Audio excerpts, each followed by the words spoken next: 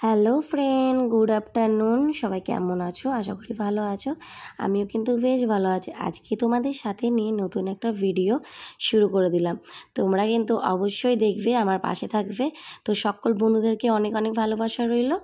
আর দেখো, আজকে আমি রবিবার উপলক্ষে একটু রান্না করছি।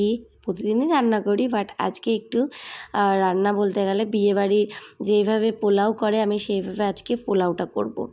অনেকে অনেক রকমভাবে করো, বাট আমি এরকমভাবে করছি। আমি যতটুকু দেখেছি ততটুকু তোমাদের কাছে শেয়ার করছি। তো চলো, আজকে হচ্ছে চিকেন কষা আর পোলাও করব। তো তোমরা কিন্তু অবশ্যই দেখো ভিডিওটা, আশা করি ভালো লাগবে। ভালো লাগলে লাইক কমেন্ট শেয়ার করতে কেউ ভুলে যেও না। এই দুটো কাজ করলে খুব ভালো লাগে, আমার মনে হয় যে অক্সিজেনের কাজ করে। তো যাই হোক, আমি দেখো কড়াইতে কিন্তু পেঁয়াজ বাটা আর টমেটো দিয়ে ভালো করে কষিয়ে নেব। কারণ টমেটোটা আর পেঁয়াজটা আমি আগে কষিয়ে নিচ্ছি। তোমরা জানো পেঁয়াজের একটা গন্ধ আছে, ওটা ভালো করে না কষালে গন্ধ আসবে। আর তারপরে হচ্ছে রসুন। তো এর দুটো দেওয়ার পরে আমি রসুন বাটা, লঙ্কা বাটা এইগুলো দিয়ে ভালো করে কষিয়ে নেব। দেখো সব মশলা কিন্তু আমি দিয়ে দিয়েছি অলরেডি কড়াইতে। তো যা যা লাগে জিরে গুঁড়ো, ধনে গুঁড়ো, কাশ্মীরি লাল মির্চ, হলুদ, একটু তোমাদের ভালো লাগলে দেবে লঙ্কার গুঁড়ো। আমি কিন্তু এই রান্নাতে একটু ঝাল কমই দেবো, কারণ আমার ছেলের জন্য। ও খায়, কিন্তু কদিন ধরে শরীরটা খারাপ বলে ঝালটা একদমই খেতে পারছিল না। তো দেখো আমি কড়াইতে কিন্তু মাংসটা আমি অলরেডি আগে একটু ম্যারিনেট করে রেখেছিলাম সব মশলা দিয়ে। তো ওটা দিয়ে আমি ভালো করে কষাবো। রান্নার যত কষাবে তত স্বাদ বাড়বে। তো চলো ভিডিওটা দেখতে থাকো, আমার সাথে থাকো। তো দেখলে কি সুন্দর করে কালার চলে এসছে মাংসে। তো দেখো তেলও কিন্তু ছেড়ে দিয়েছে। আমি কিন্তু ভেজে রাখা আলুগুলো এবার দিয়ে দেব। আর এই পাশে দেখো, আর আমি জল গরম বসিয়ে দিয়েছি পোলাওর জন্য। তো ভেজে রাখা আলুগুলো দিয়ে নিয়ে ভালো করে কষাবো।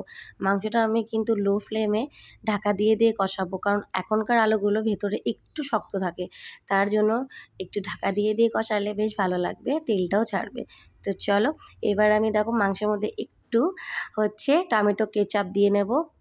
বেশ ভালো লাগে, যতই টমেটো দিই না কেন সসটা দিলে বেশ ভালোই লাগে। আমি কিন্তু টক দই দিয়েও কিন্তু ম্যারিনেট করে রেখেছিলাম। তো যাই হোক, এক একজনের কিন্তু এক এক রকম স্টাইলের রান্না। তো তোমাদের যদি আমার এই রান্নাটা ভালো লেগে থাকে অবশ্যই কিন্তু একটা কমেন্ট করো আর একটু লাইক করে দিও। তোমাদের যত লাইক পাবো আমার না একটা অক্সিজেনের কাজ করে। কারণ কষ্ট করে ভিডিও করি, তোমরা যদি একটু লাইক আর কমেন্ট না করো ভালো লাগে বলো তো? একদমই ভালো লাগে না। তো যাই হোক, বকবক না করে এবার দেখো আমার কিন্তু কষানো রেডি। এবার একদম ফাইনালি রেডি হয়ে গেছে। দেখো তেল ছেড়ে দিয়েছে। এবার আমি গরম জল দিয়ে, গরম জল নয় ঠান্ডা জলে দিয়ে আমি ঢাকা দিয়ে দেব হচ্ছে মাংসগুলো। তারপরে দেখো জলও কিন্তু ফুটে যাচ্ছে। জলের মধ্যে কিন্তু আমি চাল দিয়ে দিয়েছি, যা যা দিতে লাগে।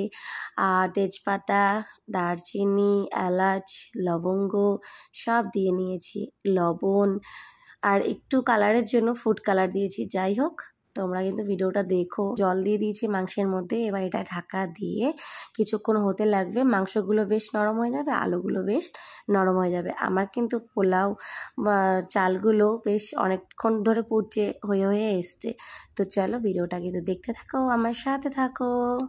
তো দেখো আমার কিন্তু কমপ্লিট। আমি এবার কড়াইতে ঘি দিয়ে কাজু আর কিশমিশগুলো ভেজে নেব হালকা, কারণ এটা করলে বেশ ভালো লাগে, স্বাদটাও আসে। এরকমভাবে কড়াইতে ঘি দিয়ে তোমরা নাড়াচাড়া করে নেবে, মানে হালকা লাল লাল হয়ে গেলে বাদামি নামিয়ে ফেলবে, দেখবে পোলাওয়ের টেস্টটা আরও ভালো আসে।